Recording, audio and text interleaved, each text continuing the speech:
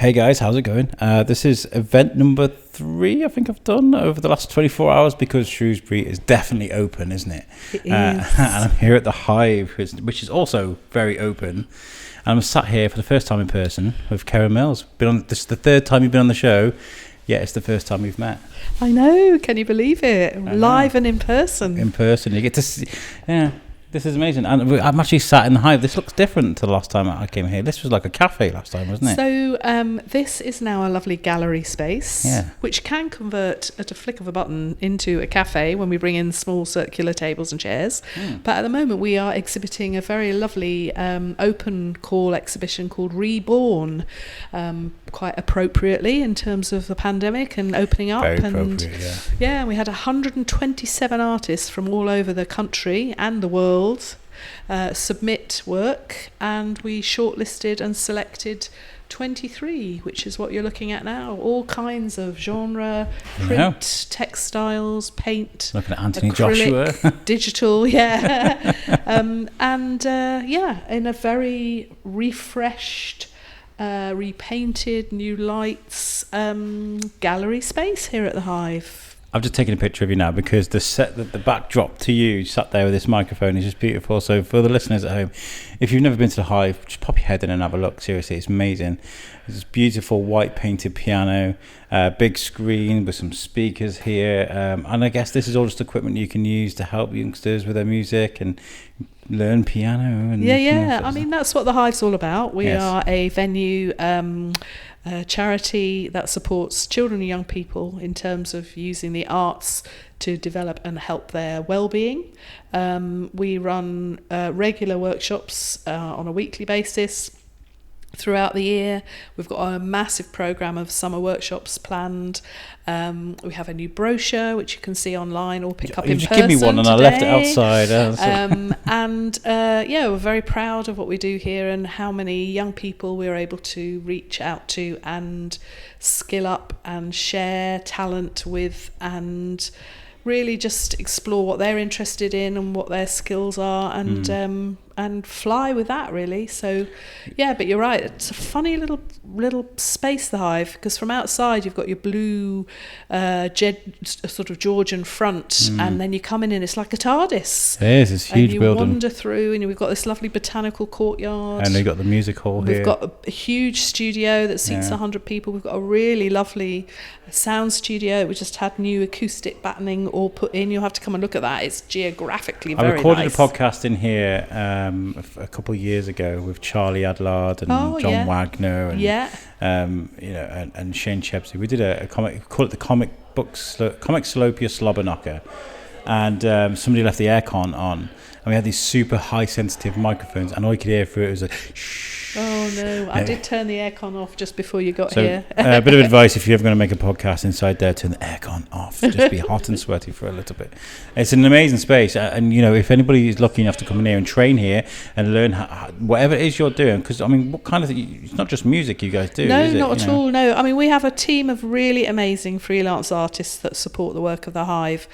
Some are musicians, singers, songwriters, guitar players that do band building work, but we also have visual artists, we have poets, creative writers, stop frame animation, filmmakers, you name it. Pretty much any creative artist we've got, you can access through a series of workshops with us here. We were talking before this a few weeks ago during lockdown. Oh, it was just after lockdown. I can't remember when it was. I mean, time is just weird at the moment, isn't it? But we were talking about how actually you might have been able to access more people because of people being able to use you online and virtual stuff. Do you think that'll help with the footfall here? Do you feel like you've maybe been able to reach people with your virtual projects? Yeah, so when we closed last year in March, we managed to move every single project online. So we moved everything to a virtual platform. So our musicians were delivering music sessions virtually. We did pottery online virtually, having delivered, packs of clay to young people's homes, and then the artist leader collected those pieces of work, fired them in the kiln, and then gave them back to the young people. So we were very clued up into how we could quickly move into an online platform, because it's been a lifeline for so many young people. But now we've got that interesting dilemma of people want to come back. Most people feel it's safe to come back. Yes. But some people have got very used to working in a Zoom room and quite enjoyed that. Yeah, we've been talking a lot about that, is about the anxiety of going back to the office or school without a mask, or, you know, there's lots of things going on. I mean, I've been lucky enough to just be carrying on like normal, to be fair. I mean, say like normal, we're sanitising everything after we use it, and we're using masks to go around work and stuff, but I've been in an office. I can't imagine what it's been. My wife has started a new job during the pandemic, and she's never been to the office. Well, it's crazy. Funny. No, it's crazy, isn't it? It's funny you say that. So we reopened yesterday. We had a lovely tea party. We saw face-to-face some people that we haven't seen for a year, which was just truly brilliant. But one of the things that the Hive are offering for people like your wife's office, we're offering arts-based health and wellbeing workshops for teams, because of that very thing that you've just mentioned. You know, they've been employed during the pandemic. They've never actually been seen face-to-face. So these workshops will enable teams to, get to know each other pretty quickly, using an arts activity of some description. Oh, cool. Yeah, so we're offering that as an offer. I always remember years ago, I went for a group interview at Asda, and they had us building the biggest tower we can out of balloons with sellotape. And simple things like that, you just get people talking, don't they? It's a great exercise, and I see the benefits in that. It's really good. Yeah, no, absolutely. So if anyone's interested, they must get in touch. Yeah, please do.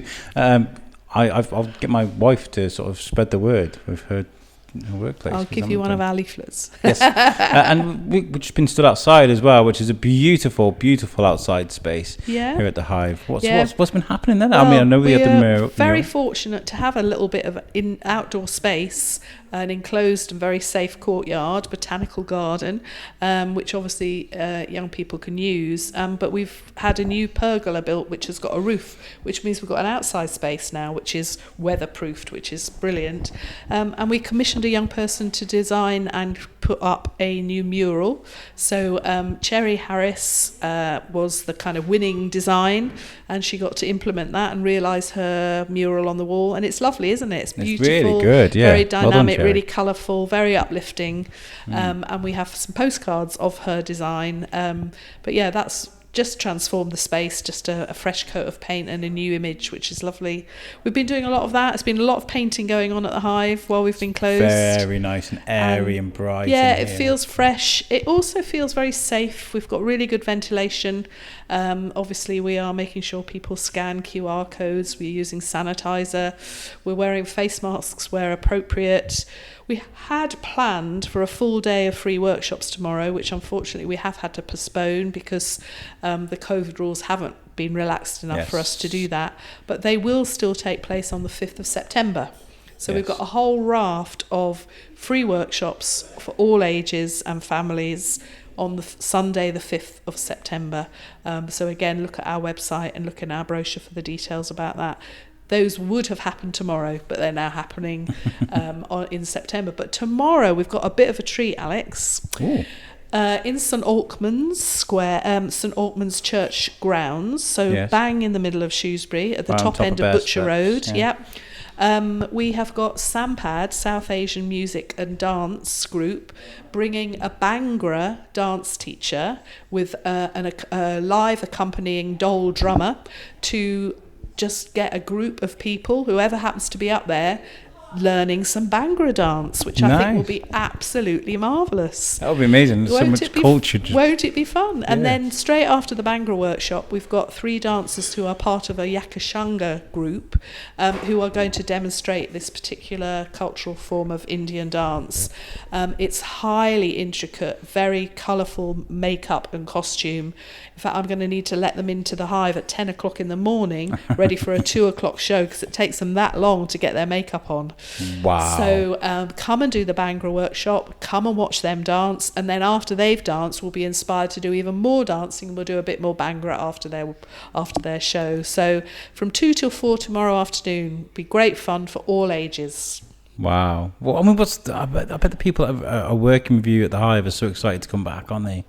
Yes, absolutely. You So know? yesterday was the first day for quite a lot of people being back. Certainly for our artists, they haven't been back in the building. We've got a full summer programme of activities, so those will all take place in the building. We're very much hoping, like everyone else, that the Prime Minister will say that from the 19th of July, we're back to some sort of normal, which means not too much social distancing. We won't have to wear masks, but we'll have to wait and see with that, won't we? Yeah. But you know, we've got lots and lots of very safe practices in place, and we'll continue to take the greatest of care. That leads on to, it was a great segue, because I was going to say, like, after, you know, things are relaxed, there might be people that are still nervous, and so you have these, it's just a sensible approach to things, I guess. Absolutely, yeah. I mean, that we are very fortunate. There's lots of circulation space here. Yeah. So you don't ever really need to stand very close to somebody else. We've got very well ventilated rooms. We're keeping doors and windows all open. So actually, I think you should feel fairly safe when you come and visit the Hive. And art is such a beautiful thing. It really is. Whether it's music, writing, or art, photography. I went to an exhibition last night, thanks to Sam Poole for inviting me there.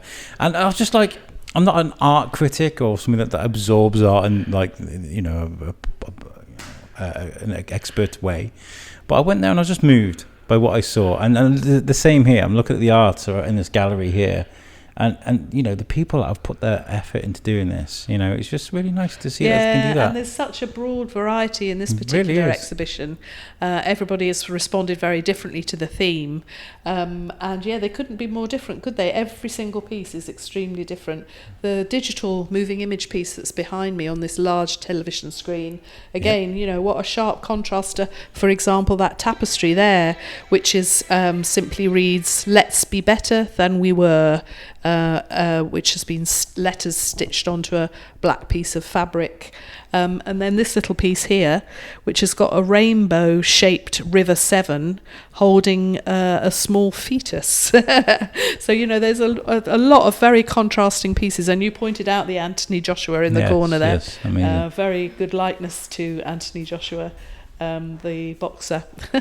So yeah, there's certainly something of interest for everyone in this art exhibition. And we are these things for sale, or is it just for people to look at? Yeah, they are. Some of them are for sale. We have a private view tonight. Anyone's welcome to come.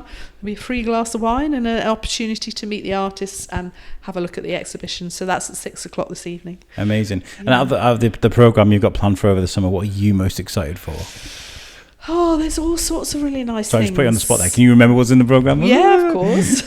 We've got a project called Hidden Waterways, which is a heritage lottery funded project exploring the hidden canals in Shrewsbury. It's a big talking point at the moment, isn't it? And we've got a number of lovely family workshops, including using clay and some collage making workshops and some boat making workshops. So all of that is sort of linked to the Hidden Waterways project that we've been delivering. But yeah, there's absolutely something for everyone. Mary Keith, who's the musician that runs our regular Buzzy Beats music sessions for under fives, she's running a very playful adventure session during the summer. So yeah, best thing to do is either phone us and get more details, look online where everything's listed, come and pick up our brochure, and yeah, get involved. There's something for everybody. Absolutely. And is Buzzy Beats coming back? Will we be back? Yeah, Buzzy Beats will be back in the autumn. So we have a regular weekly programme of events. Buzzy Beats is on a Friday morning. On a Tuesday night, we have a life drawing class.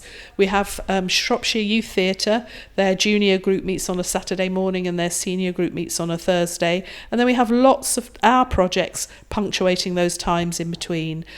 So music projects and visual arts projects I was talking about, Mike Music, My College, Tuned In. These are all names of different projects that we're running at the moment. Just this morning we were talking to Parent and Carers Council, who we're going to make a video with some young people, which is a bit more about independent living. and what they might like to see their lives looking like, as a bit of an advocacy tool, that video would be. So yeah, we are busy, and I think we will probably find ourselves busier than ever when we come back to the face-to-face work, which we've got to obviously be careful of. We mustn't... Stamina. Yeah. Stamina. I need stamina to walk over there to get something. It's crazy, isn't it? Like, well, we've been delivering so much online, we can't really keep up that level. So we've just got to, be cautious about not burning out, I think, and making sure we're still able to give a really thorough and enjoyable offer to all our participants. Absolutely. Obviously, where can people find the program and everything they need to know? It's all at www.hiveonline.org. Amazing. Well, like I always say, the biscuit's here if you need us. I could be at a beck and call. Like today, I've loved coming to see this because it just looks so much fresher and nicer. And not that it didn't look nice before, because this was a nice little space, actually. This cafe space was lovely, but I just think you've done a great job, all of you guys. So everybody that's helped out the Hive, well done. Seriously. Thank you very much. And huge thank you to my staff for just what they've done during the pandemic and what they will continue to do. They're very supportive, and we're all here for the same reason, which is about extending that offer to children, young people and their families.